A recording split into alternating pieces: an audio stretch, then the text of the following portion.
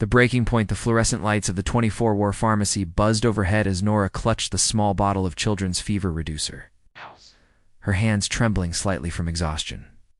Her 5-year-old daughter, Emma, had been running a temperature all day, and after pulling a double shift at the downtown coffee shop, this was her only chance to get medicine before the morning. The digital clock above the register read 11:47 p.m. Nora's feet ached in her worn sneakers, and the smell of espresso still clung to her uniform despite the cold October air she'd walked through to get here. Emma was at home with Mrs. Rodriguez, their elderly neighbor who sometimes watched her when Nora's shifts ran late. "That'll be 1847, the teenage cashier said. Barely looking up from his phone, Nora fumbled through her worn purse, pulling out her debit card with practiced efficiency. She'd calculated the cost 3 times on her phone before entering the store. Knowing she had exactly $19.30 in her account after paying the electricity bill that morning, the card reader beeped. Once, twice, the red light flashed. "Try again," the cashier mumbled, still scrolling through his phone. Nora's heart began to race. She inserted the card again, punching in her PIN with extra care, as if being more deliberate might change the outcome. The machine seemed to take forever, its mechanical hum filling the silence between them. Red light declined. "Maybe the machine is broken," Nora asked, her voice barely above a whisper. The cashier finally looked up, his expression shifting. From boredom to annoyance, "Machine's fine. Happens all the time. You've got cash?" Nora's throat tightened. She knew exactly how much was in her wallet. $2.63 in crumpled bills and loose change.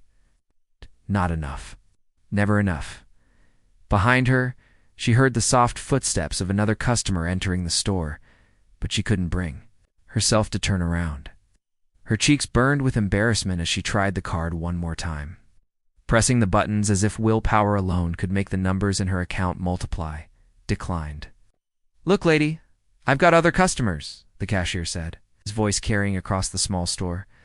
Nora felt tears prick at the corners of her eyes. Emma needed this medicine.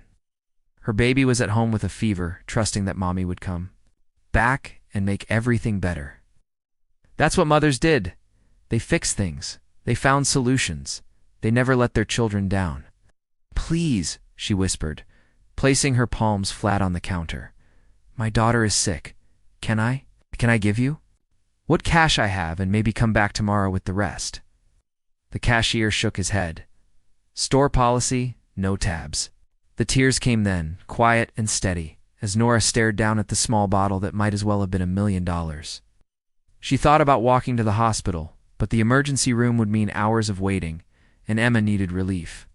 Now, she thought about calling in sick tomorrow to look for a second job, but she couldn't afford to lose the hours.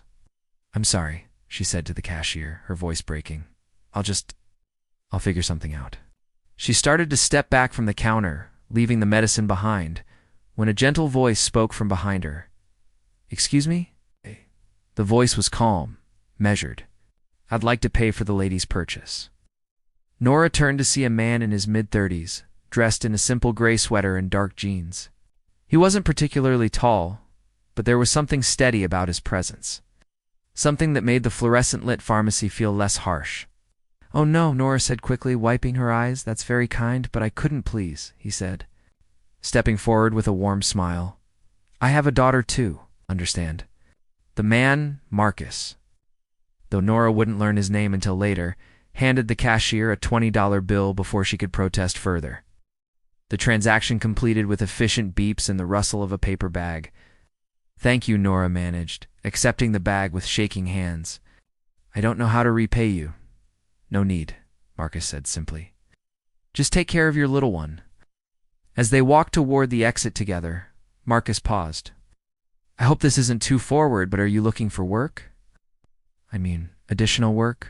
Nora stopped, studying his face for any sign of something inappropriate. But his eyes held only kindness and genuine concern. "I run a company downtown," he continued, pulling a business card from his wallet. "We're always looking for people with heart. People who care about others." Nora took the card, reading it in the parking lot's dim light. "Innovate Solutions. Marcus Chen, founder." The address was in the business district, blocks away from her coffee shop. Think about it, Marcus said, unlocking a modest sedan. Sometimes the best employees are the ones who understand what it means to need help. An unexpected opportunity, the business card sat on Nora's kitchen table for 3 days. Collecting coffee rings and Emma's crayon marks. Every morning, as she rushed to get ready for her shift at Brew and Bean Coffee House, she'd glance at the elegant, white cardstock and wonder if the man from the pharmacy had been serious. "Mommy, what's that?" Emma asked on Wednesday morning, pointing to the card while spooning cereal into her mouth. "Just something from work, sweetheart," Nora replied, though that wasn't entirely true. She'd spent hours Googling Innovate Solutions, finding a sleek website that described a growing tech company specializing in customer service software. Marcus Chin's photo showed the same kind eyes she remembered, but now she understood why his casual clothes had seemed so well made. He wasn't just being charitable, he was successful. That afternoon, during her break, Nora finally worked up the courage to call the number on the card. Her hands trembled as she dialed, half hoping no one would answer. "Innovate Solutions. This is Rebecca," came a cheerful voice. "Hi, I'm calling about... Well, Marcus Chen gave me his card and mentioned there might be job opportunities." "You must be Nora. Mr. Chen asked me to watch for your call." "Can you come in tomorrow at 2 o'clock? Nora's heart skipped. He'd remembered her name, had actually expected her to call. "Yes, I can do that." "Should I bring a resume?" "Just bring yourself," Rebecca said warmly. "He'll want to chat with you personally." The next day, Nora stood outside the glass building that housed Innovate Solutions. Wearing her only interview outfit, a navy blazer she'd bought at Goodwill 2 years ago, and her best pair of black pants, the lobby was all modern furniture and abstract art, so different from the coffee shop's mismatched chairs and chipped counters. Marcus appeared in the elevator, looking professional in a button-down shirt and tie, but his smile was the same one. From the pharmacy. "Nora, I'm so glad you came," he said, extending his hand. "How's Emma feeling?" The fact that he remembered her daughter's name nearly brought tears to her eyes. "Much better, thank you." The medicine worked perfectly. He led her through an open office space where young professionals typed at standing desks and collaborated. Around whiteboards covered in colorful sticky notes, Nora felt completely out of place, like she was wearing a sign that said "doesn't belong here." In his office, Marcus gestured to a comfortable chair across from his desk. "Tell me about yourself, Nora. Not your work history, I want to know about you." It was the strangest interview question she'd ever heard. I'm 26. I have Emma, she's 5. We live in Riverside Heights. I've been working at Brew and Bean for 2 years, and before that I did retail and restaurant work. What do you like about working with people?" Nora thought about her regular customers at the coffee shop, how Mrs. Patterson always ordered a medium vanilla latte with oat milk, how college student Jake preferred his espresso with exactly 2 sugars, how she'd learned to recognize when someone was having a bad day just by how they approached the counter. "I like figuring out what people need," she said slowly. "Sometimes they think they want one thing, but they actually need something else. And I like making their day a little better, even if it's just getting their order right or remembering how they like their coffee." Marcus nodded, making notes on a yellow pad. "We have an opening in our customer relations department. It's entry level, but there's room for growth. The position involves helping clients with our software, solving problems, making sure they feel heard and valued." "What's the salary?" Nora asked, then immediately wished she could take it back. She was supposed to be grateful, not demanding. $42,000 to start, plus health benefits and a retirement match, Marcus said matter-of-factly. "Hours are 8 to 5, Monday through Friday. No weekends, no late nights." Nora's breath caught. It was nearly double what she made at the coffee shop, with actual benefits and a schedule that would let her be home for Emma's dinner and bedtime stories. "I don't have a college degree," she said quietly. "I started working right after high school when Emma came along." "Some of our best employees don't have degrees," Marcus replied. "What they have is emotional intelligence, problem-solving skills, and genuine care for others. Based on what I saw the other night, you have all of those in abundance." "You doing this?" Nora asked, finally voicing the question that had kept her awake for 3 nights. You don't know anything about me?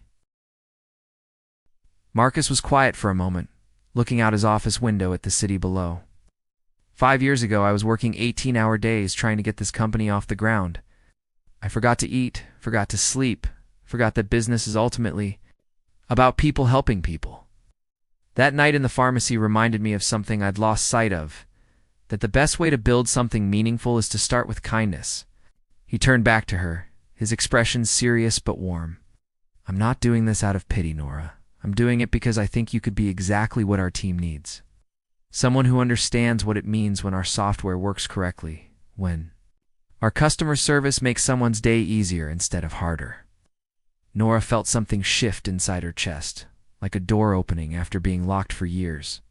When would I start? Monday? If you're ready, Rebecca will help you with paperwork and get you set up with training. Walking out of the building an hour later, Nora called Mrs. Rodriguez to check on Emma, then sat on a bench outside and cried, not from desperation this time, but from the overwhelming possibility that her life was about to change. Finding her. Voiced 3 weeks into her new job, Nora still felt like she was playing dress-up.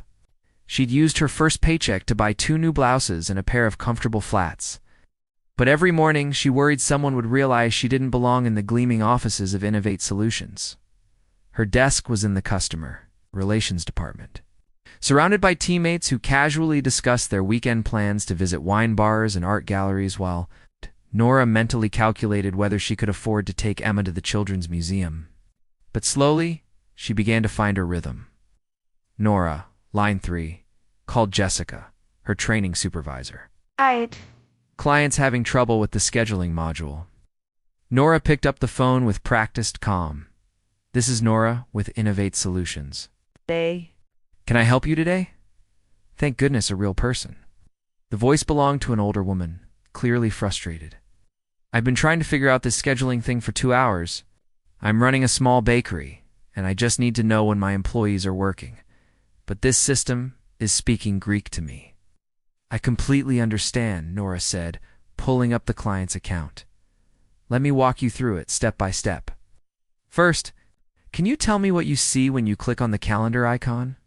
20 minutes later, the woman, Mrs. Santos from Santos Family Bakery, was successfully scheduling her staff and had even discovered a feature that would help her track inventory. You're a lifesaver, honey, Mrs. Santos said.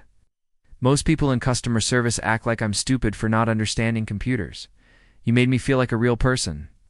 After hanging up, Nora found Marcus standing near her desk, having overheard the conversation. Nice work, he said quietly. Walk with me? They strolled through the office toward the break room, past the creative team's workspace where whiteboards were covered in flowcharts and user experience diagrams. How are you settling in? Marcus asked, pouring 2 cups of coffee from the machine that was infinitely better than anything at Brew and Bean. Good, I think. The software is more intuitive than I expected, and the team has been patient with my questions. What about the clients? I noticed you've been getting great feedback. Scores. Nora accepted the coffee, adding cream from the small refrigerator. They remind me of my coffee shop customers, honestly. They just want someone to listen and help them solve their problems without making them feel foolish. Marcus nodded thoughtfully. We're developing a new onboarding process for small business clients. Would you be interested in helping design? Your perspective could be valuable, me? Design something? Nora's voice pitched higher. I don't know anything about software design. You know about people, Marcus said. And ultimately, that's what we're designing for. The next week, Nora found herself in conference rooms she'd only glimpsed from the outside, sitting at polished tables with people who had titles like User Experience Director and Product Development Manager. Taking notes and trying to understand the technical language. The friction point seems to be in the initial setup phase, said David from the development team. Users are abandoning the process at about 43%. What if we simplified the language? Nora suggested hesitantly. When I talk to clients, they get confused by terms like user permissions and workflow automation. They just want to know who can see what and how to make their job easier. The room went quiet, and Nora immediately regretted speaking up. But then Sarah from UX leaned forward with interest. That's exactly right. We've been so focused on technical accuracy that we forgot about accessibility. What would you call those? Features instead? Maybe team access and automatic helpers? Nora offered, feeling her confidence grow slightly. Mrs. Santos from the bakery yesterday called our scheduling feature her time-saver thing. She didn't care what we called it, she just wanted it to work. Marcus smiled from across the table. What else do they say when they call? For the next hour, Nora shared stories from her customer calls, the small restaurant owner who nearly cried with relief when she helped him automate his payroll, the boutique manager who'd been manually tracking inventory on paper for years, the contractor who thought the cloud meant actual clouds and was afraid his data would get rained on. We need to document these stories, said Sarah, typing rapidly on her laptop. They're gold for understanding our users. After the meeting, Marcus walked Nora back to her desk. How did that feel? Terrifying, Nora admitted, but also ... good. Like, maybe I actually know something useful. You know more than you realize, Marcus said. Would you be interested in leading the Small Business Client Experience Initiative? It would mean working more closely with different departments, maybe some travel to meet with clients in person. Nora's first instinct was to say she wasn't qualified, but something in Marcus's expression stopped her. He wasn't offering this out of charity. He genuinely believed she could do it. What about Emma? I can't be away overnight often. Work around your schedule. Most travel would be day trips within the region. We have excellent childcare benefits if you occasionally need overnight coverage. That evening, Nora sat at her kitchen table, helping Emma with her kindergarten homework. The same table where Marcus's business card had sat, collecting coffee rings just a month ago. Everything felt different now, not just financially, though. The steady paycheck had eliminated the constant anxiety about bills. She felt different, like she was becoming someone she'd never imagined she could be. Mommy, you're smiling a lot lately, Emma observed, carefully tracing the letter M in her workbook. I am, Nora replied, realizing it was true. I'm happy. Sweetheart, really happy. For the first time in years, Nora was excited about Monday morning, eager to see what challenges her clients would bring and what solutions she might discover. She was finding her voice, and it felt powerful. Walls come down 2 months into leading the Small Business Initiative. Nora had traveled to 6 different cities, interviewed dozens of clients, and completely redesigned Innovate Solutions' onboarding process. What she hadn't expected was how. Often Marcus found reasons to accompany her on these trips. The Portland bakery visit went well, Marcus said as they sat in the airport waiting for their delayed flight back home. It was nearly 8 p.m. and most of the shops were closing around them. Mrs. Chuno relation. She kept joking, has increased her efficiency by 40% since the software update, Nora replied, reviewing her notes. She wants to expand to catering now that she's not spending 3 hours a day on scheduling. Marcus smiled, but Nora noticed he looked tired. Over the past few weeks, she'd begun to pick up on his subtle expressions, the way his jaw tightened when he was stressed, how he ran his hand through his hair when he was thinking through a problem. When's the last time you took a real break? She asked, surprising herself with the personal question. What do you mean? I mean a day when you didn't check email, didn't think about user interfaces or client retention rates? A day when you just ... existed. Marcus was quiet for a moment, watching travelers hurry past with their rolling suitcases. Probably not since before I started the company. Maybe not even then. That's not healthy, Nora said gently, says the woman who worked double shifts while raising a 5-year-old. Marcus replied, but his tone was teasing rather than defensive. That was survival. This is choice. Their flight was called, and as they settled into their seats, Nora found herself studying Marcus's profile in the dim cabin lighting. Somewhere between the pharmacy encounter and today, he'd stopped being her mysterious benefactor and had become... what exactly? Her boss? Certainly. Her mentor? Definitely. Ow. But there was something else, something that made her pulse quicken. When he laughed at her jokes, or when their hands accidentally brushed, reaching for the same document. Can I ask you something personal? Marcus said as the plane taxied down the runway. Nora nodded, though her stomach fluttered with nervousness. Emma's father, is he in the picture? The question hit like a physical blow, even though his tone was gentle. Nora had been dreading this conversation, knowing it would come eventually. No, she said quietly. He left when I was 4 months. Pregnant. Said he wasn't ready to be a father, that I'd trapped him. She stared out the window at the city lights growing smaller below them. I haven't heard from him since. I'm sorry. That must have been incredibly difficult. It was. Honestly, Emma and I are better off without him. He would have resented us both, and she deserves better than that. Marcus was quiet for several minutes, and Nora worried she'd shared too much. But then he spoke, his voice barely audible over the plane's engines. My ex-wife left because I was never home. We'd been married 3 years, and she said living with me was like being married to a ghost. I kept promising things would get better once the company was established. Once we reached the next milestone, once we had more funding, but there was always another milestone. Nora turned to look at him, seeing vulnerability in his expression that she'd never noticed before. Do you regret it? Choosing the company? I regret not finding balance sooner, Marcus said. I thought success meant sacrificing everything else. But watching you manage work and motherhood so gracefully, it's made me realize I was wrong about a lot of things. The conversation stayed with Nora long after they landed. Over the next few weeks, she noticed changes in Marcus's behavior. He started leaving the office by 6 most days. He stopped sending emails after hours. During their client meetings, he seemed more present, more genuinely interested in the people behind the businesses they were helping. One Friday evening, as Nora was packing up her desk, Marcus appeared with 2 cups of coffee. From the machine, Emma at Mrs. Rodriguez's. Sleepover at her friend Katie's house, Nora replied, accepting the coffee gratefully. First one ever. I'm probably more nervous than she is. Want to grab dinner? I know a quiet place nearby.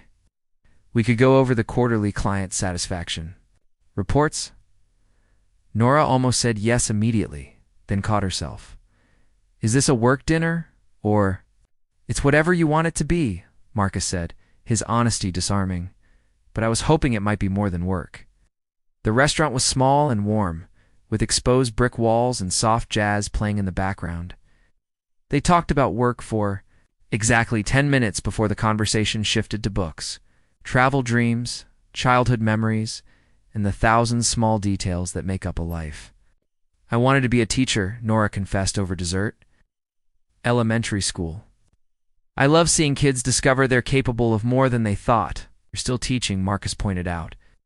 Just with a different kind of student, Mrs. Santos. Mrs. Chen, all our clients are helping them discover they're more capable than they thought. It's not the same as reading stories to 6-year-olds. Maybe not, but it's pretty wonderful anyway. As Marcus walked her to her car, Nora felt the walls she'd built around her heart beginning to crack. She'd been so focused on survival for so long that she'd forgotten what it felt like to be seen, truly seen, by someone who cared about her thoughts and dreams. Nora, Marcus said as she unlocked her car door, I need you to know whatever this is between us, it has nothing to do with work. You've earned your position, your success, your place on the team. You're brilliant at what you do. I know, she said, and realized she actually did know. For the first time in her adult life, she felt confident in her own abilities. Good. Marcus smiled. Same time next week? We still need to review the Q4 projections. Is that what we're calling it? Nora teased, feeling bold. For now, Marcus replied, his eyes twinkling. We'll see where it leads. Driving home through the quiet streets, Nora felt something she hadn't experienced in years. The thrilling, terrifying possibility of letting someone in. Of building something real with someone who saw her not as a charity case or a single mother struggling to get by, but as a woman worth knowing, worth caring about, worth choosing, a new beginning, the revelation. Came on a Tuesday morning in late spring, 6 months after Nora had started at Innovate Solutions. She was presenting the quarterly small business client retention report to the board of directors, when she noticed something odd about the company logo on the conference room wall. After the meeting, as board members filed out discussing expansion, plans and market projections, Nora lingered behind, studying the elegant script beneath the Innovate Solutions name, a Chen Enterprises company. Nora, Marcus appeared at her elbow, following her gaze. Everything all right? Chin Enterprises, she read aloud, then turned to face him. As in the Chin Enterprises that owns the retail chain, the real estate development company, and half the tech startups in the city. Marcus's expression shifted, becoming guarded. Yes, you're not just Marcus Chen, founder of a growing software company, Nora said, pieces clicking into place. You're Marcus Chen, heir to one of the largest business empires on the West Coast. He said quietly. Nora felt the familiar sensation of the ground shifting beneath her feet. The same feeling she'd had when her card was declined at the pharmacy. But this time, it wasn't about money. It was about truth.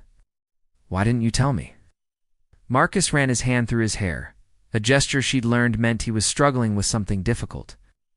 Because I wanted you to know me, not my bank account. Because every relationship I've ever had has been complicated by what I'm worth, rather than who I am. But I work for you. This changes everything, does it? Marcus stepped closer, his voice urgent. Does knowing my father built an empire change the fact that you revolutionized our client experience?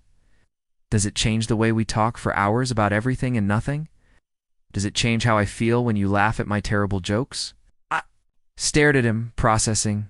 You could have anyone. Models, socialites, women with trust funds and finishing school educations. Why me?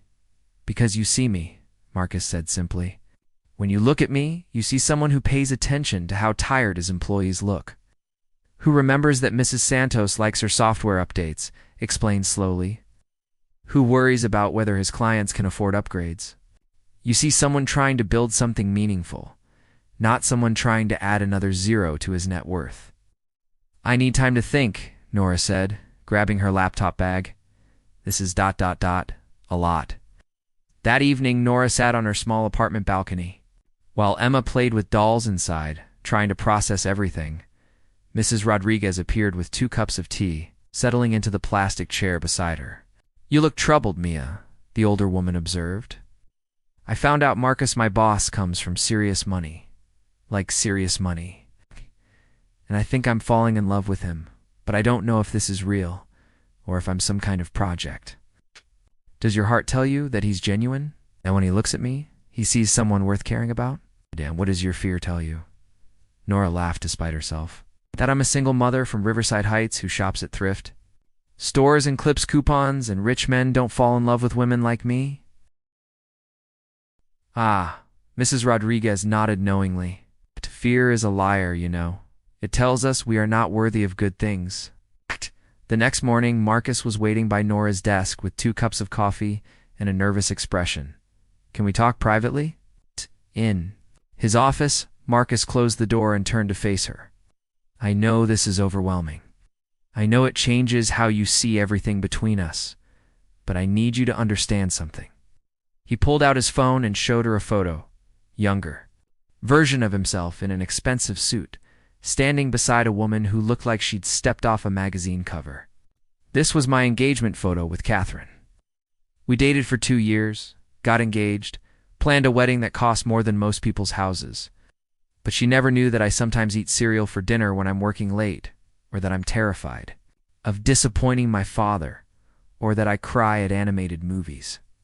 Nora studied the photo, seeing how stiff and formal Marcus looked. Nothing like the man who'd spent 20 minutes explaining to Mrs. Santos why her password needed special characters. She loved the idea of being with a Chen, Marcus continued. You love arguing with me about whether our help desk response time matters more than response quality. You love the work we do together, the problems we solve, the way we make each other think differently about everything. Marcus, Nora started, but he held up his hand. I'm not asking you to decide anything right now. I just need you to know that the night we met in that pharmacy, I wasn't thinking about business opportunities or tax write-offs. I was thinking about a mother who was trying to take care of her sick child and how I could help. Everything since then, offering you the job, working together. Falling for you, it's all been about who you are, not what I can afford to give you. Nora was quiet for a long moment, thinking about the past 6 months. How Marcus had never made her feel inadequate or out of place. How he'd consistently treated her ideas as valuable, her perspective as essential. how he'd remembered Emma's name from the very beginning and asked about her kindergarten milestones with genuine interest. "I need to ask you something," she said.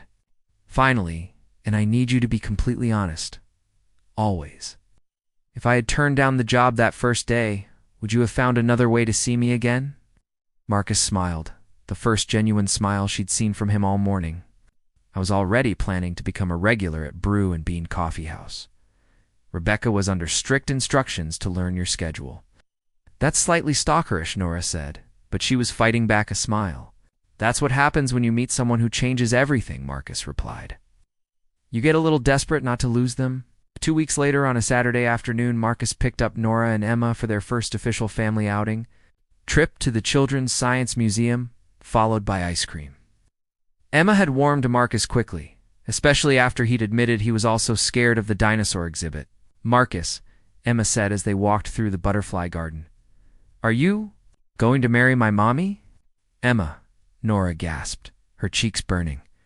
But Marcus knelt down to Emma's level, his expression serious. "That would make me very happy, Emma. But first, I need to make sure your mommy knows how much I love both of you. Is that okay with you?" Emma nodded solemnly, then threw her arms around his neck. "I think you're nice. You make mommy smile the way she does when we watch princess movies."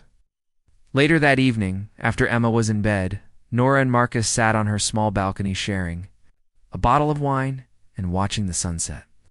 "I love you," Marcus said quietly. "Not because I rescued you, not because you need me.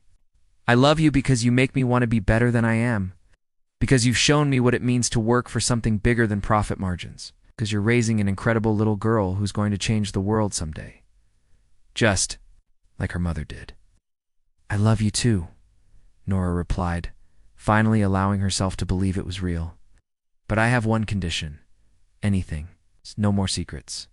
About your family, your money, your past. If we're doing this, we're doing it honestly."